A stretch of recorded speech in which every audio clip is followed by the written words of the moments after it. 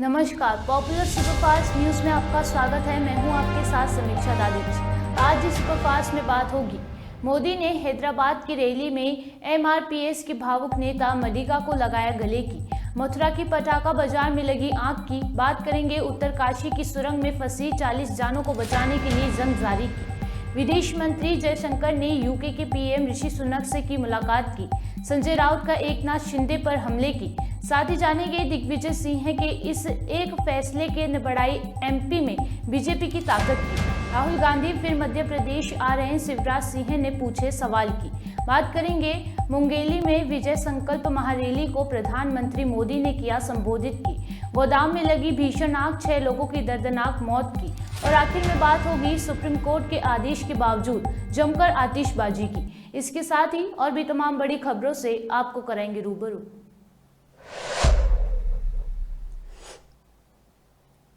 प्रधानमंत्री नरेंद्र मोदी ने तेलंगाना के हैदराबाद में एक चुनावी रैली को संबोधित किया। पीएम मोदी ने संबोधन के दौरान पहले मंच पर तेलंगाना बीजेपी के नेताओं की ओर से राज्य में मडिगा समुदाय के साथ हो रही अनदेखी का जिक्र करता हुए तभी पीएम मोदी के ठीक बगल में बैठे स्थानीय नेता मंदा कृष्णा मडिगा भावुक हो गए। मडिगा की भावुकता देख बगल में बैठे पीएम मोदी ने उन्हें चुप कराया और गले लगाकर उन्हें सांत्वना दी। देश में दिवाली की खुशियों के बीच मथुरा से एक दुख दर्दनाक तस्वीरें सामने आई हैं। यहां एक राया कस्बा में पटाखा बाजार में भीषण आग लगने से अफरा तफरी का माहौल देखने को मिला है। कई लोग आग की चपेट में आ गए। स्थानीय लोगों की माने तो मौके पर समय न रहते ना एम्बुलेंस पहुंचे ना दमकल की गाड़ियां। ये घटना रविवार करीब 2 बजे की बताई जा रही है। बताया जा रहा है कि करीब 1.5 दर्जन लोग आग में झुलस गए। उत्तराखंड के उत्तरकाशी में एक बड़ा हादसा हो गया।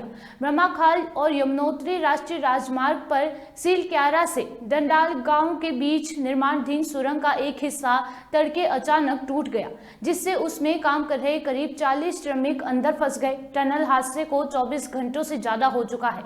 60 मीटर के मलबे को काट दिया गया है और 30 से 35 मीटर का मलबा रह गया है। भारत के विदेश मंत्री डॉक्टर एस जयशंकर और उनकी पत्नी ने ब्रिटेन के प्रधानमंत्री ऋषि सुनक से दिवाली के दिन मुलाकात की।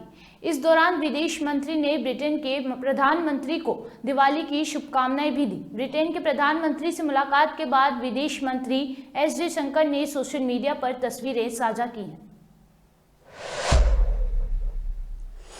शिवसेना शाखा को उद्धव गुट और शिंदे गुट आमने सामने हैं। शाखा को लेकर अब सियासत शुरू हो गई है। उद्धव गुट के सांसद संजय राउत ने फौरन एकनाथ शिंदे को घेर लिया और जमकर खरी खोटी सुनाया। राउत ने साफ साफ कहा कि शिंदे के औकात ही क्या है। लगे हाथ राउत ने बीजेपी को भी घेरा है। जिस तरह से थाना में और जो मुंबई का मामला हुआ, आप उद्धव ठाकरे और एकनाथ शिंदे आपस में आमने सामने आए। नहीं, एकनाथ शिंदे मुख्यमंत्री है, नहीं तो उनकी औकात क्या है। एकनाथ शिंदे आज गैर कानूनी तरीके से राज्य के मुख्यमंत्री पद पर बैठे हैं। उनको बिठाया गया है क्योंकि भारतीय जनता पार्टी का जो एक पुराना सपना है, शिवसेना को तोड़ो खत्म करो, ये भारतीय जनता पार्टी का बहुत पुराना सपना है, लेकिन वो उसमें सफल नहीं हो पा रहा है। बहुत बार कोशिश की तो आप ईडी सीबीआई के माध्यम से हमारे कुछ लोग तोड़कर एक नई सरकार बना लिए, छोड़ दीजिए। और अब हमारे ही लोगों को आमने सामने खड़ा करके महाराष्ट्र में मराठी लोगों में फूट डालने का काम बीजेपी कर रहे हैं, जो हर स्टेट में कर रहे हैं। लेकिन उससे कुछ नहीं होगा। एकनाथ शिंदे कोई ताकत नहीं है। एकनाथ शिंदे के साथ जो 40 लोग गए हैं वो शिवसेना नहीं है। असली शिवसेना क्या है वो आपने कल मुंब्रा में देखा है। जब उद्धव ठाकरे मुंब्रा में गए तो लगभग पूरा मुंब्रा थाना सड़क पर उतर आया था। ये शिवसेना है। अगर आप मुख्यमंत्री नहीं होते या पुलिस का इस्तेमाल नहीं किया होता या दिवाली नहीं होती तो आज वो शिवसेना का कब्जा हमारे शाखा का कब्जा हमारे पास हो जाता है। लेकिन हम दिवाली के समय पे कोई बखेड़ा नहीं करना चाहते। लोगों का त्योहार है, फिर पुलिस स्टेशन से वो आपके दबाव रहेंगे पुलिस स्टेशन के ऊपर। पुलिस आपकी गुलाम है आज, कल यही पुलिस हमारे आदेश मानेंगे तो आप क्या करोगे? मुमरा की शिवसेना शाखा के बारे में एक लीगल बैटल भी चलेगा। पूरे कागजात शिवसेना के पास है। एकनाथ शिंदे वाली शिवसेना ये कोई शिवसेना नहीं है, ये गैंग है, ये चोरों की टोली है। और ये सर्वोच्च न्यायालय ने भी यही कहा है और जो कानूनन लड़ाई चल रही है उसमें भी यही तय होगा। तो बीजेपी की नजर है थाना में इस तरह से आपस में बीजेपी ऐसे कि बीजेपी की नजर हमेशा ये होती है कि दो लोग झगड़ा करें और हम जाकर वहां हमारा काम कर ले। यही तो बीजेपी की नीति है ना, ऐसा समझना चाहिए लोगों को। Divide and rule east India company के बाद ये बीजेपी का ही काम है ना, वही विचार है बीजेपी का। बीजेपी का कहाँ राष्ट्रवाद का विचार है? बीजेपी का विचार है जात धर्म के आधार पर देश को तोड़ो, राज्य को तोड़ो, पार्टियों को तोड़ो और अपना काम कर लो। बीजेपी के पास और कौन सा विचार है मुझे बताइए? बीजेपी क्या है? बीजेपी के पास विचार कौन सा है? क्या विचार है मुझे बताइए। अगर कोई बताएगा ही बीजेपी का विचार है। बीजेपी का विचार क्या है? शिंदे बीजेपी विचारों के प्रचारक है। महाराष्ट्र में अजीत पवार बीजेपी विचारों के प्रचारक है। आज जो आसाम के मुख्यमंत्री है, कल बीजेपी उनके ऊपर भ्रष्टाचार के आरोप कर रही थी, वो क्या बीजेपी के विचारों के प्रचारक है? आप बताइए मुझे, कौन है बीजेपी के? अब बीजेपी का विचार क्या है? बीजेपी का विचार कोई नहीं, सत्ता, पैसा और अपने जो उद्योगपति है उनको धनवान बनाना, गरीबों को ज्यादा गरीब बनाना, लोगों को गुलाम बनाना, ये बीजेपी का विचार है। तर मुख्यमंत्री म्हणतात जिल्ह्यात उद्धव ठाकरे आले, उसका वार होता, वाजले नाही, युटर्न मारून त्यांना निघावं लागलं, तरी आम्ही फटाके वाजवले। बघा, त्याच्यावरती आता खूप बोलून झालेलं आहे। मुख्यमंत्री पदावर आपण ज्या दिवशी नसाल बरं का, तेव्हा तुमचा बार कुठे उडेल त्या आधी बघा, वरून उडेल की खालून उडेल। फक्त आपलं मुख्यमंत्रीपद जाऊ द्या 31 डिसेंबर नंतर, हा, मग आपण कोणत्या बारमध्ये आहात ते कळेल। शिवसेनेचा बार 50 वर्ष उडतोय बाळासाहेब ठाकरेंपासून। भाजपने तुमचा बार उडवलाय तो बघा आधी, हा। 31 डिसेंबर नंतर बोला आपण। भारतीय जनता पक्षाच्या गुलामांनी, भारतीय जनता पक्षाच्या किंवा दिल्लीतल्या भारतीय जनता पक्षाच्या चरणदासांनी ज्यांनी महाराष्ट्राची बेआबरू केली आहे, मराठी माणसाची बेआबरू केली आहे, त्याने शिवसेनेला ज्ञान देण्याचा प्रयत्न करू नये। मुंब्र्याला आम्ही गेलो, हजारो शिवसैनिक रस्त्यावर उतरले होते। पोलिसांनी आम्हाला थांबवण्याचा प्रयत्न केला, नक्कीच संघर्ष टाळला। तुमच्याकडे जर सत्ता नसती आणि पोलीस नसते तर चित्र वेगळं दिसलंच असतं। दिवाळी आहे, आम्ही संयम राखला,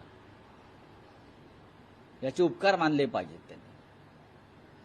सर, महाराष्ट्र के बाद बिहार की राखी शुरू हो गई है। तेजस्वी यादव जो है उनको ईडी का शिकंजा आ गया है, जिसमें सरकार ये डर है बीजेपी के मन में। जो अपने विरोधी है उनको काम नहीं करने देना। महाराष्ट्र हो गया, पश्चिम बंगाल में चल रहा है, राजस्थान में रेड्स हो गए, छत्तीसगढ़ में चल रहा है। जहां जहां बीजेपी की सरकारें नहीं है और जहां बीजेपी 2024 में हार रही है, वहां बीजेपी यही कर रही है। लेकिन लालू यादव और उनका परिवार बहुत मजबूत है, वो टूटेगा नहीं। और हमारे एकनाथ शिंदे जैसा घुटने भी नहीं टेकेगा, वो लड़ते रहेगा। और जब लालू यादव और तेजस्वी यादव की लड़ाई शुरू होगी तो हम सब उनके साथ रहेंगे, हम सब उनके साथ रहेंगे। तर लोकसभा झाल्यानंतर शिंदेगड असेल या अजितदादा ते सर्व भाजपमध्ये जाणार असं रोहित पवार म्हणतात। ते आत्ताच भाजपमध्ये आहेत ना, तेव्हा कशाला जायला पाहिजे? तुम्ही त्यांची जरी अंतर्वस्त्र पाहिली त्याच्यावर कमळच आहे,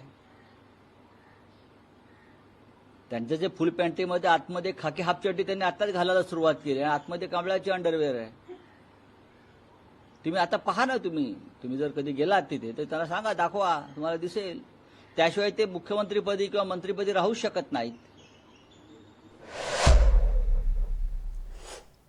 इतिहास के पन्नों में देखें तो भगवा दल को राज्य में मजबूत करने के कांग्रेस और खास तौर से पूर्व मुख्यमंत्री दिग्विजय सिंह की बड़ी भूमिका मानी जाती है. 2003 में भाजपा की मध्य प्रदेश शासन में एंट्री हुई थी. इससे पहले 1998 में कांग्रेस के दिग्गज दिग्विजय सिंह दूसरी बार कांग्रेस सरकार सुनिश्चित कर चुके थे. दिग्विजय की दूसरी जीत के साथ ही राज्य में कांग्रेस संगठन में समाप्त होने की शुरुआत हो गई थी.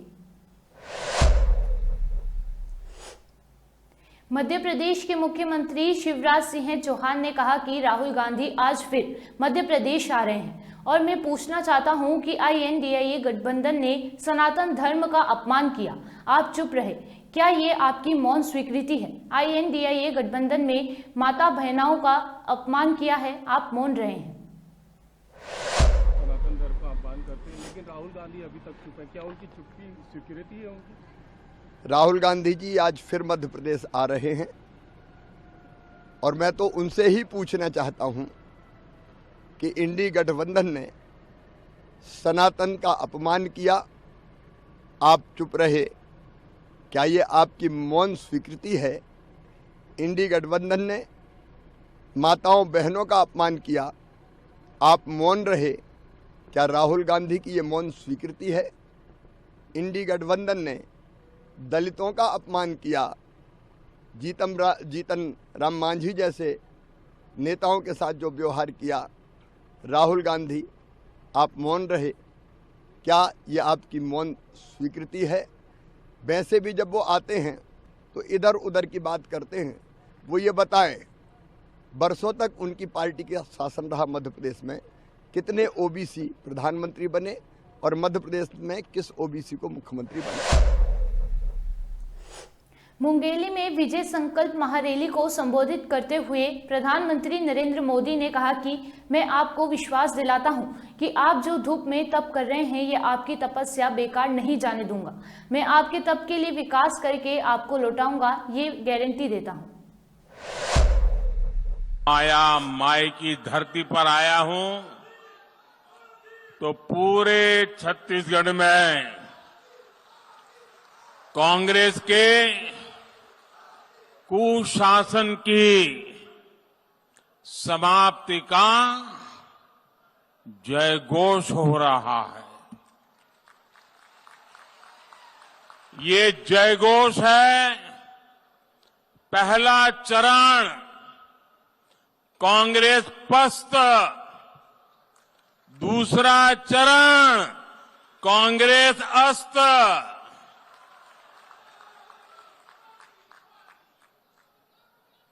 प्रथम चरण के मतदान से ये साफ हो गया है कि कांग्रेस छत्तीसगढ़ से जा रही है. प्रथम चरण में भाजपा के पक्ष में भारी मतदान करने के लिए मैं छत्तीसगढ़ की जनता को हृदय से धन्यवाद देता हूं. और आज मैं विशेष रूप से छत्तीसगढ़ की महिलाओं और युवाओं का आभार व्यक्त करना चाहता हूं. मैं उनके मजबूत फैसले को, भाजपा के प्रति उनके विश्वास को, भाजपा के प्रति उनके लगाव को आदरपूर्वक नमन करता हूं.